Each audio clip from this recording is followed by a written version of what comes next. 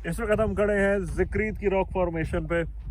बहुत unique landscape है यहाँ पे सारा। पीछे हमारे रॉक फॉर्मेशंस हैं, यहाँ पे राइट साइड पे हमारे पर्शियन गल्फ सी है और अभी हम इसके ऊपर जाने लगे हैं।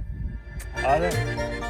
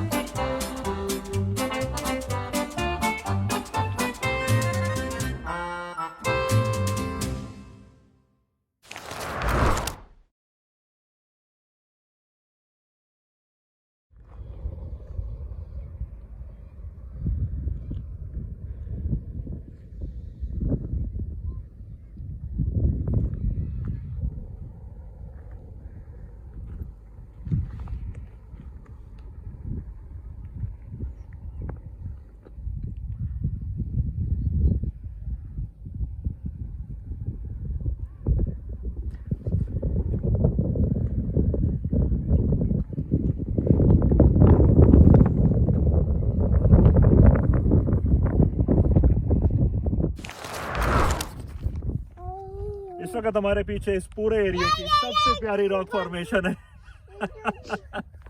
जो मशरूम रॉक्स, इंतहाई खूबसूरत। मेरा ख्याल में कतर का अगर लोनली प्लैनेट मैगजीन बने तो उस पर इस रॉक फॉर्मेशन की तस्वीर होनी चाहिए। और वो भी इस टाइम पिंक बैकग्राउंड के साथ सूरज ढलता हुआ, इंतहाई खूबसूरत मंजर है। एंजॉय करें।